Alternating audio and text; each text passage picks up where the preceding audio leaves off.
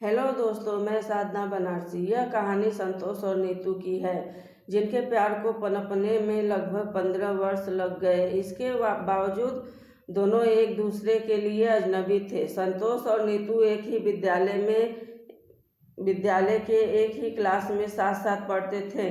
दोनों क्लास के सबसे क्लोज फ्रेंड थे। संतोष और नीतू स्कूल के दिनों में एक दूसरे के हेल्प के लिए जान देने को तैयार थे। उन्होंने इंटर तक की पढ़ाई साथ साथ पूरा करने के बाद कॉलेज में भी साथ प्रवेश लिया। दोनों में बहुत गहरी दोस्ती हो गई थी। कॉलेज में भी दोस्त की तरह एक दूसरे के साथ रहते थे। ऐसे में दोनों साथ साथ होते हुए भी अच्छी पढ़ाई की। क्लास में हमेशा प्रथम स्थान हासिल करते थे, परंतु इनकी दोस्ती ने कभी इनकी पढ़ाई में बाधा बनने का प्रयास नहीं किया। दोस्ती धीरे धीरे इतनी गहरी हो गई, अगर किसी दिन नीतू कॉलेज नहीं आती तो संतोष बेचैन हो उठता, और अगर किसी दिन संतोष कॉलेज नहीं आता तो नीतू पूरे दिन खोई खोई रहती थी। दोनों की दोस्ती के गहरे रंग को देखकर कॉलेज के छात्र ईर्ष्या करने लगे। कई बार उन लोगों ने मिलकर इनकी दोस्ती में आग लगाने की कोशिश की, फिर भी सफलता हाथ ना लगी। और सफलता कैसे हाथ लगती? इन दोनों की दोस्ती तो विश्वास और संस्कार से बनी हुई डोर से बंधी थी। दोनों में अटूट विश्वास था। धीरे धीरे कॉलेज के दिन भी कब गुजर गए, दोनों को पता नहीं चला। आज कॉलेज में रिजल्ट आने वाला था। सभी उत्सुकता से अपने अपने रिजल्ट को जानने के लिए कॉलेज में जमा हो गए थे। ऐसे में नीतू और संतोष भी अपनी रिजल्ट के इंतजार में एक कोने में बैठे हुए इंतजार कर रहे थे। ठीक 12 बजे परिणाम जारी हुआ और दोनों कॉलेज में प्रथम स्थान प्राप्त किए। दोनों के चेहरे पर मुस्कान थी, दोनों खुश नजर आ रहे थे।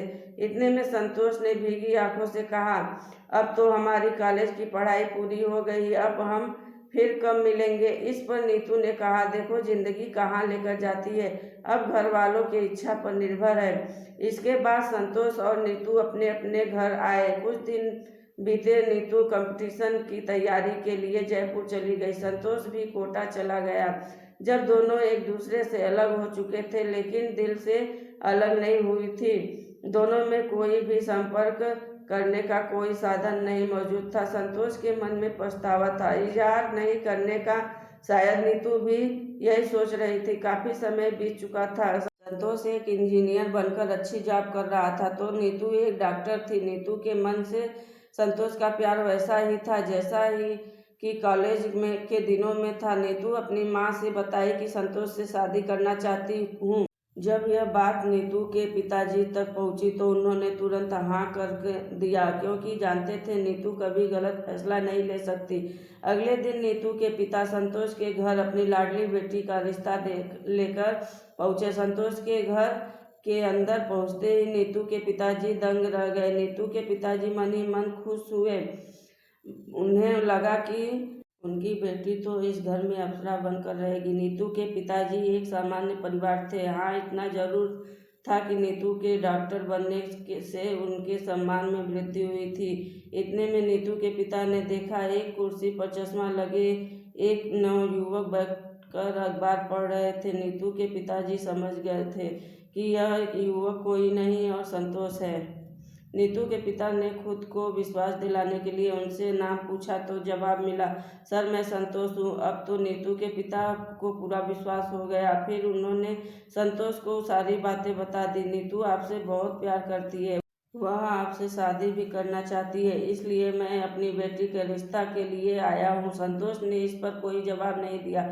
फिर से नीतू के पिता ने वही बात दोहराई। इस पर संतोष ने कहा कि आपने यह सोच भी कैसे लिया कि मैं एक मेजर का बेटा होकर किसान की लड़की से शादी करूंगा? कॉलेज के दिनों को सपना समझकर भूल जाए। इतना सुनते ही मानो नीतू के पिताजी को दिन में ही तारे दिखाई देने लगे। वे निराश होकर घर लौट आए और सारी बातें नीतू को बता दिया। यह सब सुनकर नीतू को बहुत दुख हुआ, लेकिन उसने भी ठान लिया कि वह अपने पिता के अपमान का बदला लेकर रहेगी। बस क्या था, अगले ही दिन वह सीधे संतोष के घर पहुंच गई। पहुंचते ही देखा कि संतोष कुर्सी पर बैठकर चाय पी रहा था।